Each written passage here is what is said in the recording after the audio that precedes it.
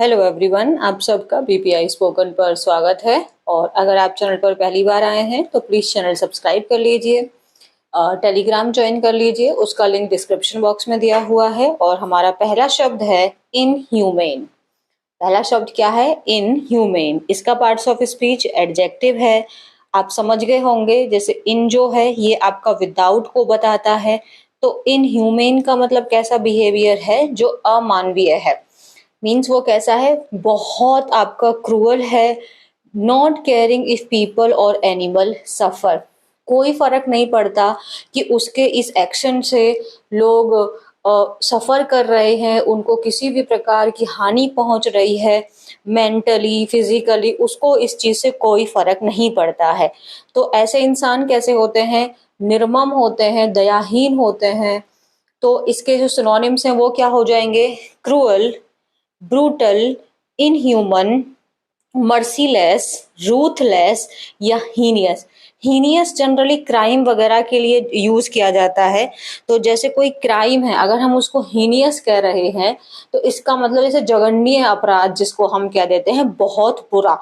तो इनह्यूमेन, अगर हम जैसे किसी क्राइम को भी अगर हम इनह्यूमेन कह रहे हैं तो इसका मतलब वो बहुत गलत तरीके से वो क्राइम को कमिट किया गया। जैसे कि this policy is inhumane and must be overturn. तो ये जो पॉलिसी है ये बिल्कुल बेकार है, ये एकदम खराब है और इसको वापस ले लेना चाहिए। नेक्स्ट वर्ड है हमारा suo motu cognizance. Suo motu cognizance का मतलब क्या हो जाता है? On its own motion. Means जैसे कोर्ट है, तो कोर्ट के अंदर कोई पटिशनर होता है जो अपनी पटिशन डालता है और फिर कोर्ट उसकी लीगल एक्शन लेते हैं और फिर वो केस बन के लड़ा जाता है। लेकिन जब कोर्ट को ऐसा लगता है कि यहाँ पर उनको खुद एक्शन लेना होगा, वहां पे किसी पटिशनर की जरूरत नहीं है, जैसे कि मान लो आपका कंटेम्प्ट ऑफ कोर्ट हो जाता है कि कोर्ट की ही निंदा हो रही है। या जैसे ये वाला जो हम आज का आर्टिकल पढ़ेंगे तो इसमें जैसे इलाहाबाद हाई कोर्ट के जो वर्डिक्ट है उसके ऊपर में सुप्रीम कोर्ट ने सुओ मोटो लिया है। मतलब सुप्रीम कोर्ट ने खुद ही इस चीज को अपने ऊपर ले लिया और उन्होंने इसके ऊपर में अपना वर्डिक्ट सुना दिया और उसको क्या कर दिया? स्टे लगा दिया, जो इलाहाबाद का वर्डिक्ट आया है। तो सुओ मोटो कॉग्निजेंस, कॉग्निजेंस का मतलब आप अवेयर होना हो जाता है।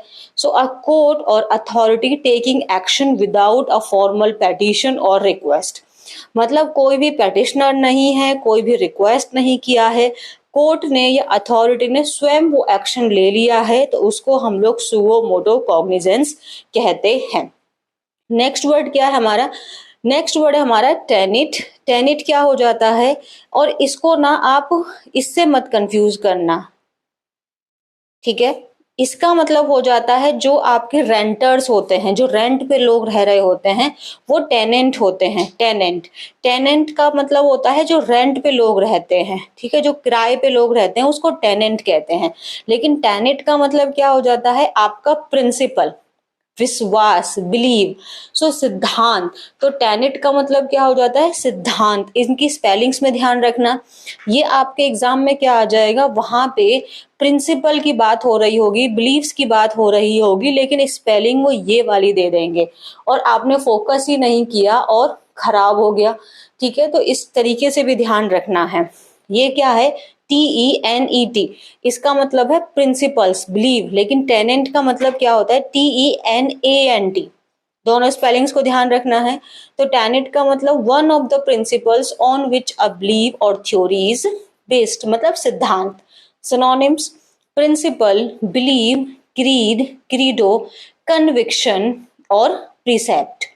जैसे this is one of the basic आपका tenets of the fashion industry, की फैशन इंडस्ट्री का ये कई सारे जो उनके सिद्धांत हैं उनमें से ये एक है। डन।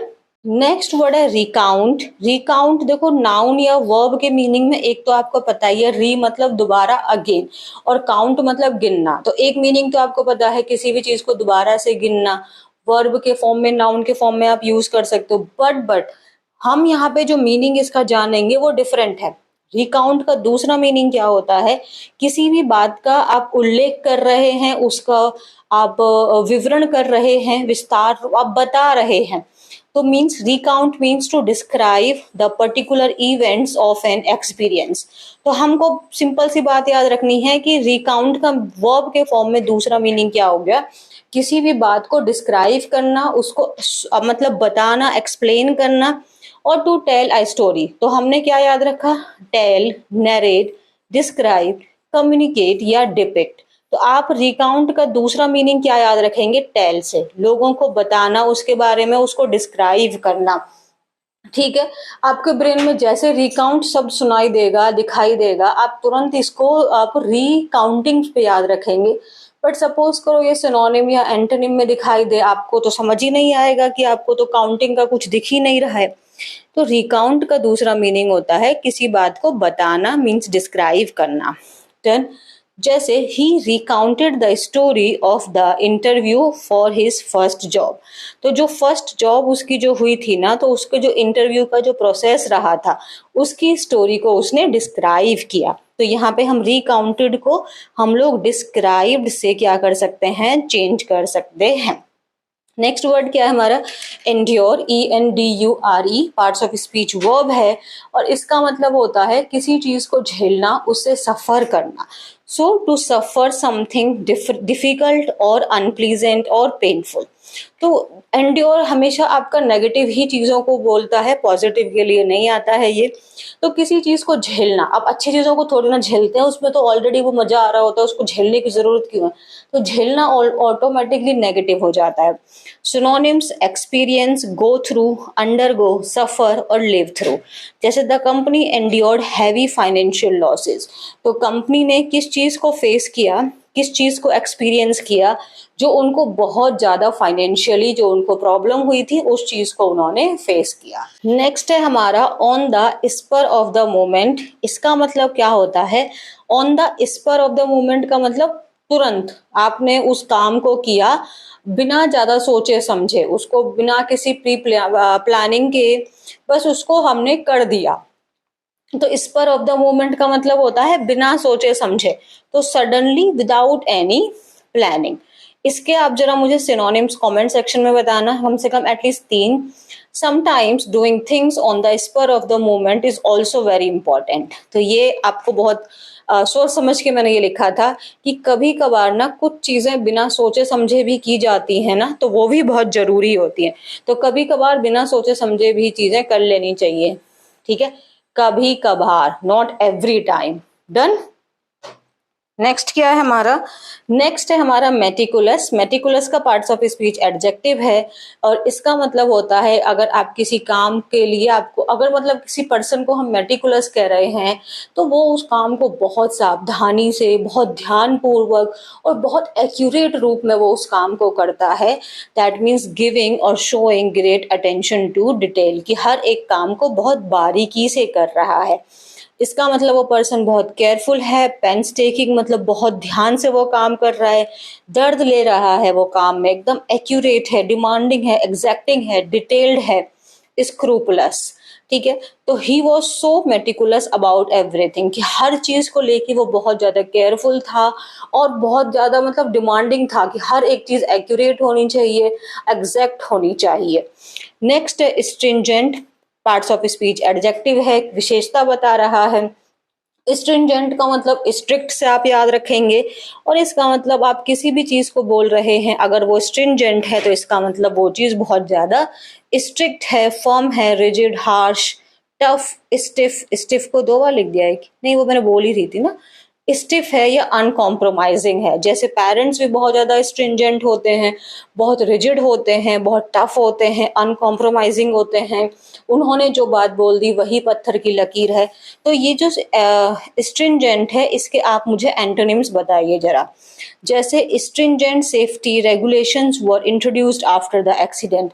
तो एक्सीडेंट के बाद में बहुत स्ट्रिक्ट सेफ्टी रूल्स लगा दिए गए थे, इंट्रोड्यूस कर दिए गए थे। नेक्स्ट वर्ड है स्पेट, SPATE, parts of speech noun है। इसका मतलब होता है किसी भी चीज के लिए जब वो चीज लार्ज नंबर में है, तो लार्ज नंबर हो सकता है, लार्ज मात्रा में हो सकती है, तो कोई भी चीज जो बहुत सारी है। तो जैसे डिल्यूज का मतलब भी बाढ़ आ जाना, फ्लड हो गया, फ्लड तो आपका लिटरल मीनिंग ही वही होता है। डिल्यूज का मतलब आप फिगरेटिव सेंस में बोल सकते हैं बाढ़, बहुत ज्यादा मात्रा में। आउटपोरिंग, सर्ज का मतलब होता है जब कोई चीज अचानक से इंक्रीज हो जाती है। रश वही हो गया। आउटब्रेक का मतलब सडनली कोई चीज जब बढ़ जाती है, फैल जाती है। और सीरीज हो गया, ठीक है। So there has been a spate of attacks in the city centre, तो सिटी सेंटर पे मतलब अचानक से बहुत सारे अटैक्स हो रहे हैं। नेक्स्ट वर्ड है ऑडियल। ऑडियल का पार्ट्स ऑफ स्पीच नाउन है और इसका भी कॉनोटेशन नेगेटिव ही रहता है। मीनिंग हो जाता है इसका कोई भी चीज जो बहुत अनप्लीजेंट है या कोई भी चीज जो बहुत पेनफुल है। So very unpleasant and painful experience, तो ये भी एक्सपीरियंस की बात कर रहा है, लेकिन वो एक्सपीरियंस कैसा है आपका, बहुत ज्यादा पेनफुल है, बहुत ज्यादा अनप्लीजेंट है, बहुत डिफिकल्ट है। तो सिनोनिम्स में हार्डशिप, एगोनी का मतलब ही पेन हो जाता है, ठीक है। मिजरी हो गया, टॉर्मेंट, डिस्ट्रेस या एंग्विश। तो दे फियर्ड, उनको डर था किस बात का, कि ही वुडंट सर्वाइव द ऑर्डियल। तो ये जो बहुत तकलीफ है, जो इतनी हार्डशिप है, वो शायद उसको सर्वाइव ना कर पाए। मान लो पेरेंट्स हैं, पेरेंट्स को ऐसी चिंता है कि जो शायद हमारा बेटा है, उसकी जिंदगी में जितनी तकलीफें हैं, शायद वो उस चीज को सरवाइव ना कर पाए। डन। नेक्स्ट वर्ड है स्ट्राइव। स्ट्राइव का पार्ट्स ऑफ स्पीच वर्ब है, आप सिंपल इसको याद रखिए, किसी काम को करने के लिए जो आप बहुत कोशिश कर रहे हैं। तो strive means to try very hard to do और achieve something. So to try very hard to do और अचीव समथिंग, तो किसी चीज को अचीव करने के लिए, उसको पाने के लिए जब आप बहुत कोशिश कर रहे हैं, तो उसको स्ट्राइव कहते हैं। स्ट्राइव को अगर हम सिंपली याद रखेंगे तो आप ट्राई से याद रखोगे। जब आपको जहां भी स्ट्राइव शब्द सुनाई दे, दिखाई दे, तो आप उसको रिप्लेस कर दो ट्राई से और देखो उसका मीनिंग निकल रहा है कि नहीं। तो अटेम्प्ट हो गया, एंडिवर हो गया या सीख हो गया। जैसे we are constantly striving to improve our service, that means we are constantly trying to improve our service, कि हम लगातार अपनी सर्विसेज को इम्प्रूव करने की कोशिश कर रहे हैं। नेक्स्ट वर्ड है हमारा अपहोल्ड। अपहोल्ड का मतलब होता है किसी की बात को सपोर्ट करना, यही इसका मीनिंग आप याद रखेंगे। Uphold means to support or decision, किसी की भी कोई भी बात है, कोई आर्ग्यूमेंट है और आप उसको सपोर्ट कर रहे हैं, दैट मीन्स यू अपहोल्ड। सो आप उस बात को कंफर्म कर रहे हैं, सपोर्ट कर रहे हैं तो कंफर्म कर रहे हैं। एंडोर्स वही हो गया, जैसे एंडोर्समेंट होते हैं, है ना। तो जो आपके टीवी या जो बाकी लोग होते हैं वो ऐड आते हैं ना, उसको स्लैब्स इंडोर्स कर रहे हैं, इसका मतलब वो उसको सपोर्ट कर रहे हैं, उस बात को वो वैलिडेट कर रहे हैं। एडवोकेट यहाँ पे नाउन नहीं वर्ब है, इसका मतलब भी सपोर्ट करना। तो जो आपके एडवोकेट होते हैं वो उस बात को सपोर्ट ही तो कर रहे हैं, उसका बचाव कर रहे हैं। डिफेंड और वैलिडेट हमने 2 बार लिख दिया है। So they have a responsibility to uphold the law, तो उनके पास ये रिस्पॉन्सिबिलिटी है कि उन्हें लॉ को सपोर्ट करना है, उसको एंडोर्स करना है, उसको क्या करना है, वैलिडेट करना है। नेक्स्ट वर्ड है हमारा वेरी ऑफ वेंचरिंग। ये मैंने आपको कंप्लीट एक ही साथ में दिखाया है, बट इनका अलग अलग मीनिंग बताऊं तो WARY का मतलब हो जाता है जब आप बहुत केयरफुल हैं, आप कॉशियस हैं, आप हीडफुल हैं, ठीक है, ठीक है, आप अटेंटिव हैं, थॉटफुल हैं। तो वेरी का मतलब WARY का मतलब होता है सावधान होना, सतर्क होना, थॉटफुल होना, कॉशियस होना। और वेंचर का मतलब, तो एक तो वेंचर का मतलब कोई जैसे अब बिजनेस के सेंस में हो जाता है वेंचर, जब कोई नया प्रोजेक्ट होता है जो कि थोड़ा रिस्की होता है। और वेंचर अगर आप नाउन के रूप में आप यूज कर रहे हैं, that means to go out, ठीक है। तो अब वेरी ऑफ वेंचरिंग का मतलब क्या हो जाएगा, बीइंग कॉशियस। वेरी यहाँ पे कॉशियस दिखाई दे गया, and hesitant about taking risk और इंगेजिंग इन समथिंग न्यू और पोटेंशियली डेंजरस और अनप्लीजेंट। जैसे the company was very of venturing into a new market, तो जो कंपनी थी वो क्या थी, वो थोड़ी हेजिटेंट थी। ऑफ एंटरिंग, आप वेंचरिंग को यहाँ पे किस चीज से याद रखेंगे, of entering into a new market. तो एक नई मार्केट में प्रवेश करने को लेके जो कंपनी थी वो थोड़ी मतलब हेजिटेंट थी, रिलक्टेंट थी, कॉशियस थी कि शायद वो उस नई मार्केट में सरवाइव ना कर पाए। तो जैसे कि हम लोग पढ़ेंगे कि जैसे महिलाएं हैं वो रात में बाहर निकलने को लेके क्या होती हैं, चिंतित होती हैं, वो घबराई हुई होती हैं। तो वो उनके लिए बाहर निकलना कैसा हो जाता है, डेंजरस हो जाता है। तो वेंचरिंग का मतलब क्या हो गया, जैसे आप बाहर निकल रहे हैं बट उसमें थोड़ा बहुत खतरा है। डन। आज की वोकैब की क्लास का लास्ट शब्द है परसिस्ट। परसिस्ट का मतलब होता है कोई चीज जो जारी रहे, कंटिन्यू टू एग्जिस्ट, वो लगातार होती रहे। जैसे carry on, keep on, continue, keep up या नॉट गिव अप। तो वो अगर वो लगातार जारी है, जैसे कि इफ द पेन परसिस्ट, कि अगर जो पेन है ना वो होता ही रहे, तो फिर आपको डॉक्टर को कंसल्ट कर लेना चाहिए। तो अगर आपको जो पेन है वो होता ही रहे तो फिर आपको डॉक्टर को क्या कर लेना चाहिए, कंसल्ट। तो ये थी हमारी वोकैब। अब हम लोग करेंगे आर्टिकल। अभी तक चैनल सब्सक्राइब नहीं किया तो प्लीज कर दो। So let's see the article. The article is supreme court stage high courts inhuman remarks on rape attempt. तो सुप्रीम कोर्ट ने स्टे लगा दिया है जो हाई कोर्ट का जो बहुत गलत रिमार्क आया था रेप अटेम्प्ट के ऊपर। Justice Gavi noted that parts of March 17 order which described a minor's trauma but concluded the accused lacked intent to rape। तो जस्टिस गवी उन्होंने किस बात पे ध्यान दिया, जो मार्च 17 को जो ऑर्डर आया था उस पे उन्होंने विच डिस्क्राइब्ड अ माइनर्स ट्रॉमा, कि मतलब जिस लड़की के साथ ये सब हुआ है उसके साथ क्या गुजरी होगी। लेकिन ऑर्डर में क्या कंक्लूड किया, जो अक्यूज्ड हैं, जो आरोपी हैं, उनका कोई भी मकसद नहीं था रेप करने का। उन्होंने क्या बोला कि ये की चीज क्या शो करती है, complete lack of sensitivity in handling the case. ये चीज क्या चीज शो करती है कि केस को हैंडल करने में कंप्लीट सेंसिटिविटी को लैक किया गया है। अगर हम इंसिडेंट्स के ऊपर में देखें तो 10 नवंबर 2021 को ये केस हुआ था। उत्तर प्रदेश का केस है जहां पे उस समय पे 11 साल की बच्ची थी, अपनी मदर के साथ में मार्केट से घर वापस आ रहे थे। वहीं पे दो बाइक पे दो लड़के थे, उन्होंने उसकी मदर को बोला कि हम इसको छोड़ देंगे। वो उनको जानती होंगी तो उन्होंने परमिशन दे दी। और जब वो लड़के जो वो उसको अपने साथ ले जा रहे थे तो उस समय पे उन्होंने उसके जो ब्रेस्ट वाला पार्ट है उसको पकड़ा और उसका जो उसका पजामा था उसको, उसकी जो स्ट्रिंग थी उसको तोड़ दिया। ठीक है। और उसको वो एक ब्रिज के नीचे ले जा रहे थे, बट वहां पे जब वो बच्ची चिल्ला रही थी तो जो दो पासर बाय थे उन्होंने उसको देखा और जिसकी वजह से वो जो अक्यूज्ड थे, आरोपी जो थे, वो वहां से भाग गए।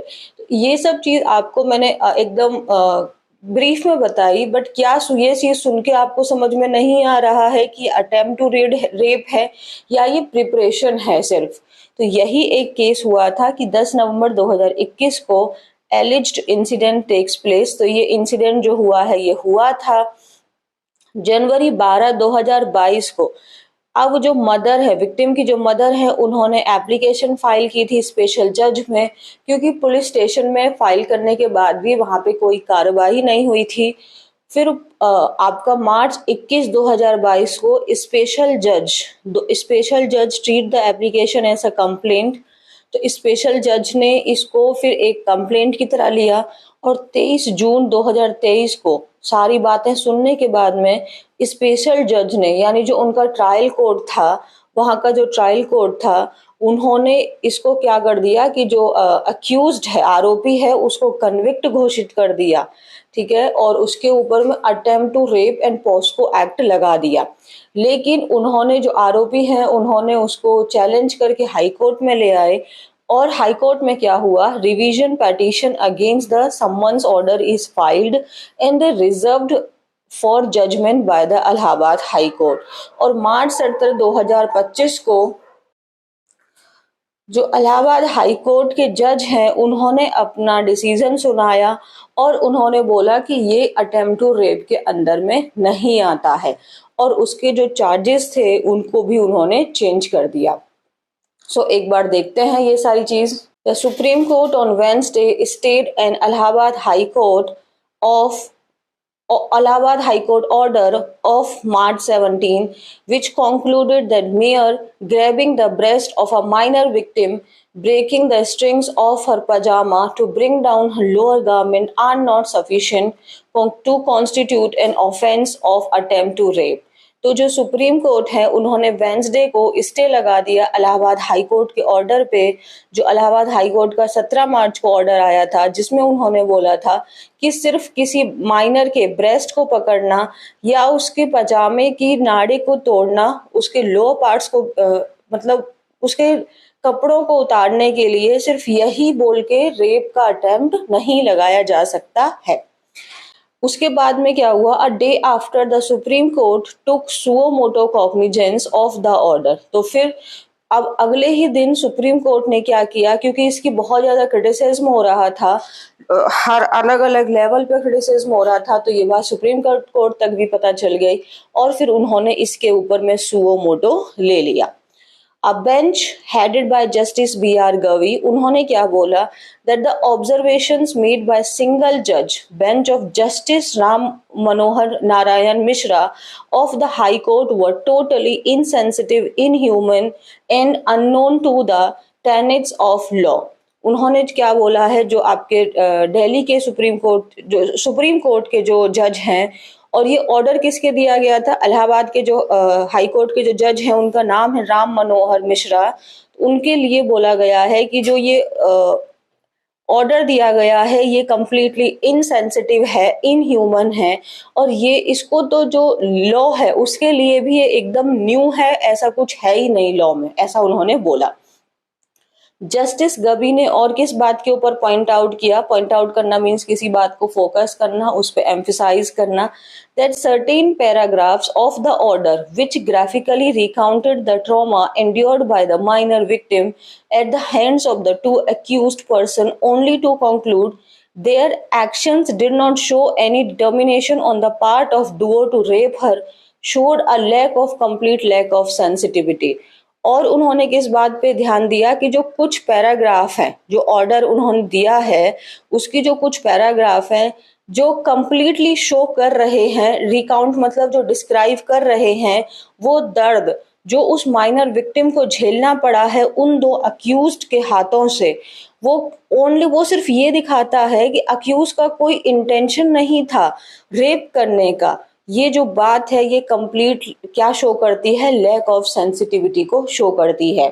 बेंच ने क्या बोला, व्हाट मेड इट वर्स, और इस चीज को किस चीज ने एकदम बुरा बना दिया, और वो ये थी, was the order was not dictated by the जज on the spur of the movement. मतलब और क्या इस चीज को बद से बदतर बना देती है कि ये ऑर्डर कोई जल्दबाजी में या तुरंत नहीं दिया गया था। On the spur of the movement मतलब तुरंत, बिना ज्यादा सोच समझ के, बिना ज्यादा प्लानिंग के, ठीक है। The case was reserve for orders in November 2024।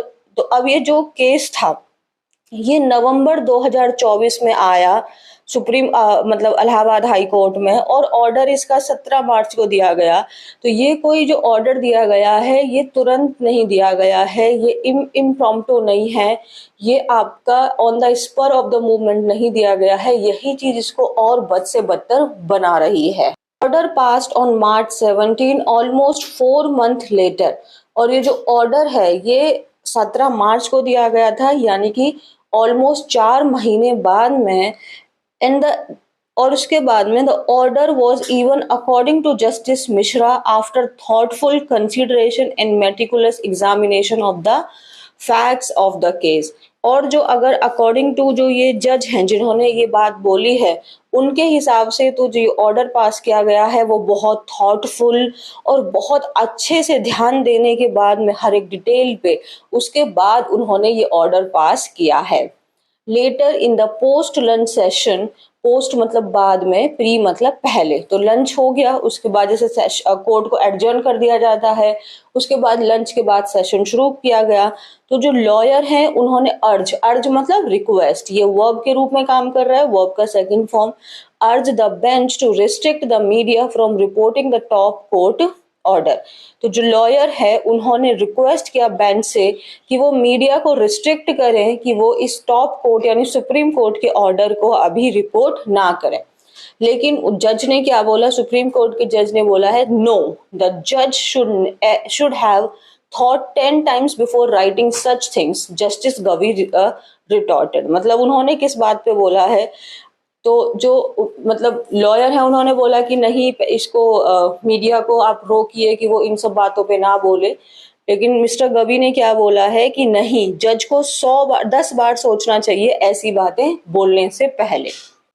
Morning में देखें तो टॉप कोर्ट वॉज असिस्ट, उनके साथ में और कौन कौन थे, अटॉर्नी जनरल जो हैं आर वेंकट रमणी जो, और उसके साथ में सॉलिसिटर जनरल तुषार मेहता, जिन्होंने रिक्वेस्ट की थी बेंच से कि वो एग्जामिन करें सुओ मोटो केस को बिल्कुल बहुत ध्यान से।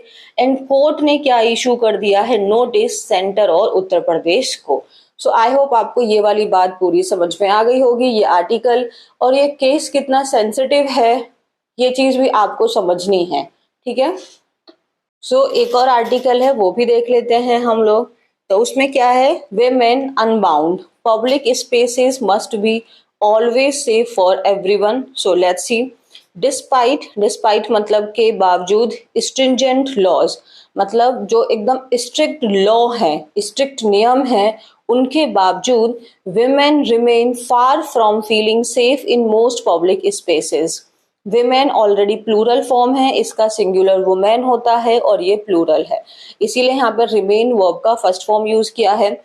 Women remain far from feeling safe in most public spaces. तो एकदम कठोर नियम के बावजूद जो महिलाएं हैं वो मतलब बिल्कुल भी सेफ नहीं महसूस करती हैं पब्लिक स्पेस पे। A spate of incidents in just the first 3 months of 2025 highlights how vulnerable women are.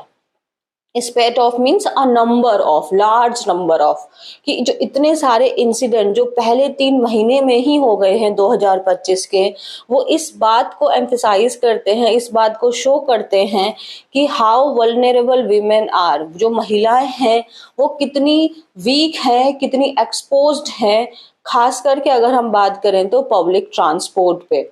एक 23-year-old woman sustained severe injuries after jumping off a train to escape an assaulter। कि एक 23 साल की लड़की ही बोलेंगे कि उसको बहुत सीवियर मीन्स सीरियस उसको इंजरीज लग गई थी जब after jumping of a train, जब वो ट्रेन से जंप कर गई थी। और वो किस लिए की थी, क्योंकि लोग उसको असॉल्ट कर रहे थे। असॉल्ट करना मतलब किसी को हरेस करना, मोलेस्ट करना। एक दूसरी शॉकिंग केस क्या था, एक प्रेग्नेंट महिला थी who was allegedly push out of a train, जिसको मतलब कथित रूप पे, क्योंकि जब किसी चीज को सबूत से साथ में उसको प्रूफ ना किया जाए या जब तक वो प्रूफ ना हो जाए तब तक वो कथित ही होती है, एलिज्ड होती है, उसको ट्रेन से बाहर फेंक दिया गया था क्योंकि उसके ऊपर में भी अटेम्प्ट टू रेप हुआ था और फिर उस लेडी का मिसकैरेज भी हो गया। Harassment is a regular ordeal for women in unreserved train compartment and on government buses। तो जो आपका ये हरेसमेंट है ये एक रेगुलर नॉर्मल रूटीन है। ऑडियल का मतलब एक्सपीरियंस हो जाता है महिलाओं के लिए, खास करके जो अनरिजर्व्ड ट्रेन डिपार्टमेंट कंपार्टमेंट होते हैं, यानी जो जनरल बोगीज होती हैं और जो गवर्नमेंट बसेस हैं। who is accountable मतलब responsible, who is responsible for this grim reality। grim मतलब सीरियस है ना, grave। तो कौन जिम्मेदार है इस सीरियस रियलिटी के लिए, when society claims to champion women's empowerment, when society claim, और जब उस समय पे जब सोसाइटी ये दावा करती है कि महिलाओं के एम्पावरमेंट के लिए उनको चैंपियन बुला रही है, तो इस सीरियस चीजों के लिए कौन जिम्मेदार है।